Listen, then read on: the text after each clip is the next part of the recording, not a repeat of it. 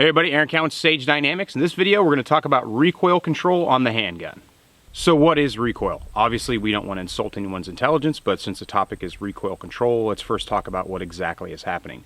On the handgun, when you press the trigger, striker, or the hammer, or the firing pin, and depending on the operating system what you got, going to hit that primer, discharge the round, and the energy contained within the round is going to repel the bullet out the barrel. The opposing energy is going to reciprocate the slide, and load the next round if there's a next round to be loaded. That whole process becomes what we know as recoil on the handgun. The slide reciprocation plus the energy itself is going to create rearward forces into our grip, our arm extension, our physical position, and those things can, if not managed correctly, lead to inefficiencies or inaccuracies in how we shoot. Recoil does not become a considerable problem until the very first round is fired, because recoil obviously doesn't occur until you've fired at least one round. Being able to manage that recoil can be problematic because we are not fast enough to manage that recoil in real time. You know, I brought this up before when I talked specifically about grip. Now, grip is part of recoil management, but it's not the whole package. If I'm pressed out and I fire a round and the gun starts to recoil, I cannot, because I'm just not fast enough to perceive and diagnose the situation, perceive that energy in real time as the recoil curve is occurring and be like, okay, I need to apply more pressure now. We're just not fast enough to do that. Maybe someday that'll be possible, but right now it's not. So best practices, we set ourselves up for success before we even fire the round. And if our technique is good, our proficiency is good, and our practice has gotten us to where we need to be, our technique is going to translate to every single round that's fired from the magazine under the conditions that we're firing them in. Like I said, grip plays a huge part in recoil management, so just briefly talk about that. We're not going to make the whole video about grip, but basically I want to be able to apply consistent pressure to the gun from both hands. Being able to do that gives my gun a stable shooting platform. It puts it in a vise. However, that vise is then attached to our arms, which can help or take away from our grip's ability to assist in the management of recoil. The more pressure I'm able to deliver to the grip of the gun, the better, all things considered, I'm able to keep the muzzle flatter during recoil. Most of us are going to spend most of our time and get most of our reps with recoil on target ammo, which for the 9mm caliber is generally a 115 grain range ammunition. We buy it because it's inexpensive. Some of us go for reloaded ammo, which can have pressure inconsistencies, which can be a problem depending on where you get it from. That's kind of a separate topic. But if we're shooting 115, 115, 115, and then our self-defense ammunition is 124 plus P or 147 or 147 plus P plus or whatever your particular chosen caliber is, if we're not used to that recoil curve, it can affect our ability to get our sights back to where we want them to be when we want them to be there. Right now, I'm sure someone's just watching the video and saying, well, just shoot the damn gun. And I agree, just shoot the damn gun. But let's shoot the damn gun as efficiently as we possibly can. I don't really see a reason that I can think of, if you're going to take training and practice seriously, to reach a certain level where you're like, okay, this is good enough. I don't need to worry about these very, very small details like recoil management. Thing is, every time you press the trigger on this gun, it's going to recoil. So shouldn't your management skills, or shouldn't your management practice, your concepts of management, be as efficient as possible? The better we can manage recoil, the faster we get our sights back, which means the faster we're able to shoot accurately and knowledgeably for practical or precision accuracy. To me, that's kind of a big deal, because one of the tenets of firearms is let's shoot accurately. Recoil management is going to aid you in doing that. For self-defense focus, based on context and distance, I might want to run that gun as fast as possible, or I might just subconsciously or unconsciously run that gun as fast as possible based on the threat. The better my recoil management skills are, the better I'm able to handle that pressure curve, the more consistent my shot placement is going to be, and the faster I'm going to get those rounds there. So before we get into the specifics of the way that I manage recoil on the handgun, let's first identify the fact that I do not actually have to have proper technique to shoot accurately. I want to do this as a demonstration. This is something I do in classes to show people that you can shoot very, very accurately with horrible technique. You just can't do it fast and you can't do it consistently. So when I use this technique as a demonstration purposes, I'm going to use the web of my thumb and my index finger, my trigger finger, one-handed only shooting, to demonstrate that consistency is possible, even though repeatability is going to take a considerable amount of time. And obviously recoil is going to become a considerable problem because I have minimal contact on the firearm. So to demonstrate this point, I'm going to decrease my margin of error. I'm going to default to the head. In fact, from your view, I'm going to be attempting to put every single one of my rounds in this general very critical region of the body, or representation of the body on this cardboard. My margin of error is somewhat smaller than considering like a thoracic cavity. Here I could get a little lazy. My technique doesn't have to be as refined because even if I throw it a little bit to the right or a little bit to the left, I'm still going to get a hit, which is true.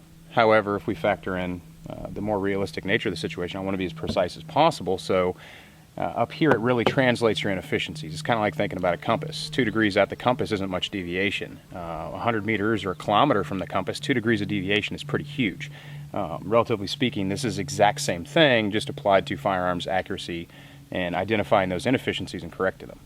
So here we go, the practical demonstration. As you can see, the distance isn't so great, but given the smaller margin of error going for the head, obviously the further back I go, the less likely I am to target that region of the body realistically. So just for training purposes or demonstration purposes, I figured that distance was going to be sufficient. As you can see, the consistency is there, but the overall precision is lacking. I can't really stack those rounds together, and as I speed up, they get further and further apart. Now, taken out of context or removed from this demonstration, this shot group wouldn't be horribly terrible. All rounds hit the target. They just didn't do it fast, and my ability to reset my sight picture was considerably compromised. Now, of course, this is an exaggeration of incorrect technique. This is just a demonstration that even with bad technique, you can get false confidence in your ability to perform. This is the grossest exaggeration I can think of that very topic. Just because I'm able to shoot accurately doesn't mean I can't shoot more accurately or more accurately faster with improved or refined recoil management technique. So what is a way, one method to refine your recoil management technique on the handgun? Well, because it's controlled explosion and it moves around a lot, we have this tendency to want to push it out, get our maximum sight radius, and deliver as much force as we can to the grip, unless we've been taught that old 60-40 nonsense that I see pop up every now and then. Generally speaking, we're looking at locking the elbows. First, you can't lock the elbows, you can't lock the wrists. They don't work that way. But you can fully extend them and lock them in a neutral position, which is ideal until you factor in that the energy is going to pass through the firearm into our arms, and that energy has to go somewhere. So if I'm locking my elbows all the way out, I'm doing two things less efficient than I could. One of them is I'm allowing that energy to travel all the way back through my body, and the other one is I'm not able to deliver as much inward pressure on my firearm grip as I would otherwise. One technique that I've adopted, I picked this up just by watching some shooters like Frank Proctor is a pretty good proponent of this technique. It's one technique that I know he specifically teaches, is we just unlock our elbows a little bit or don't fully extend them a little bit. That allows our body, or I should say the joint of the elbow, to become somewhat of a shock absorber for that energy. Instead of the energy having to travel all the way back through the body, now it's got a place to dissipate and exit the body, which is ideal. It's something that we want. Not only does that help us keep the gun flatter if we're doing other things correctly or other things efficiently, but it keeps that energy from giving us that slight push above our center of gravity. Granted, on a handgun, is that going to be that big of a deal? Depends on how efficient you're trying to be. The next reason we don't necessarily want to go put our arms to a full extension or a hyperextension is, like I said, that amount of pressure we can press in on the grip of the gun.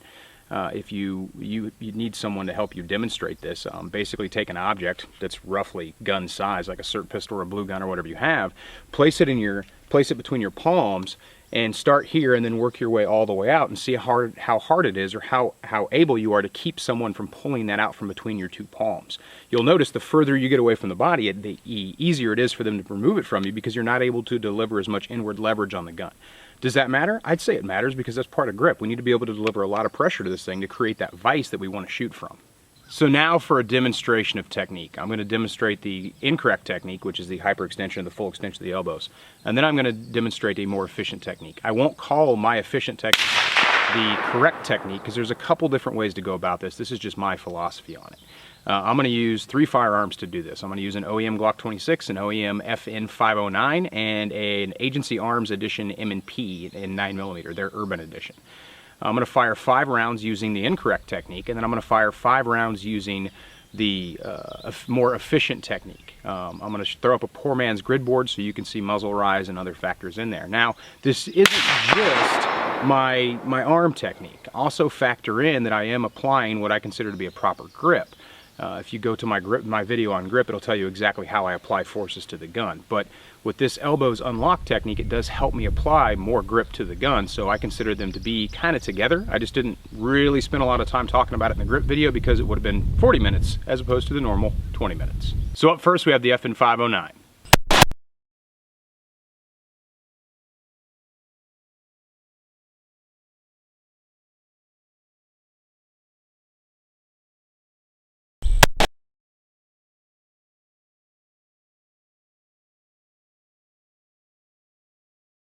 Now the Glock 26.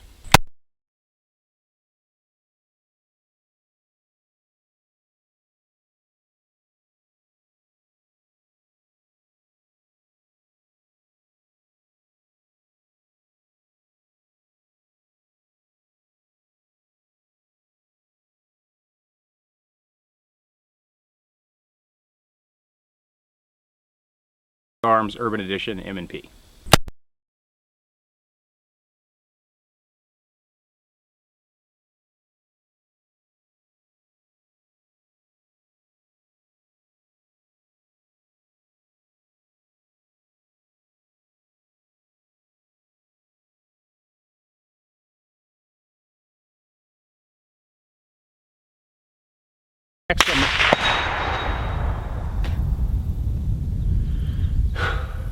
Next, I'm going to show you the Agency Arms Gavel. This one has a Texas Black Rifle Co. compensator. So this is a full-size, obviously, Glock 17 with a compensator shooting the same ammunition. This gun is intended with accessories and modifications to provide the flattest shooting gun possible. Using incorrect technique, I can still have inefficiencies with that comp. So this is the incorrect technique and the efficient technique on what would be considered a very highly modified handgun.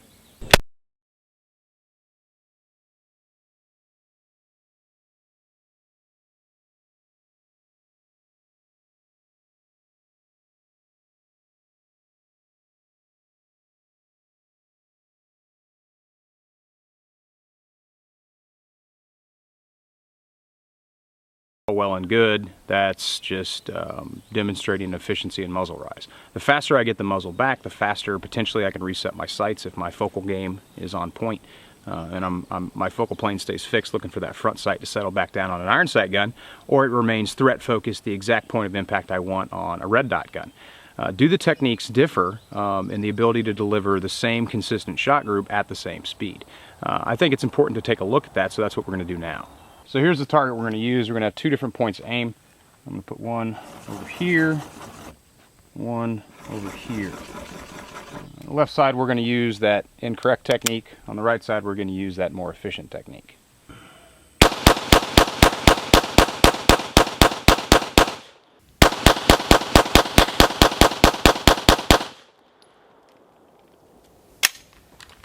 Alright, so we got a little bit of data here.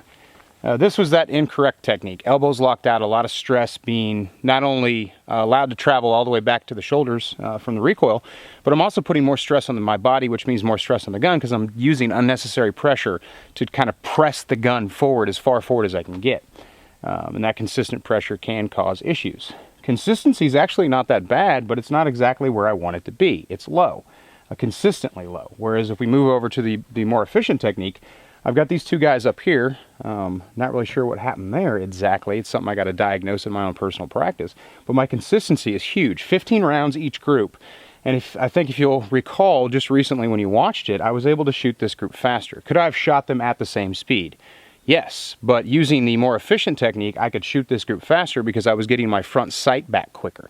So I was actually able to get on the gas a little bit more. And that's where the technique really comes into its own, not just for up-close speed shooting, which is something that we all love to do and we all should practice and be proficient at because the closer you are to your threat, the more likely you're going to need to shoot them more often. But that technique translates to faster fire at all distances. Once we get back to 10, 15, 25 and beyond, if you're one of those people that likes to, really push the envelope consistently, you'll notice that the more relaxed your support is with a firm grip, the less tension that's delivered to the gun, the less natural tremor you're going to get on your front sight or your dot. So the technique isn't just for up close, cool guy, dubstep, speed shooting. It works all the way back.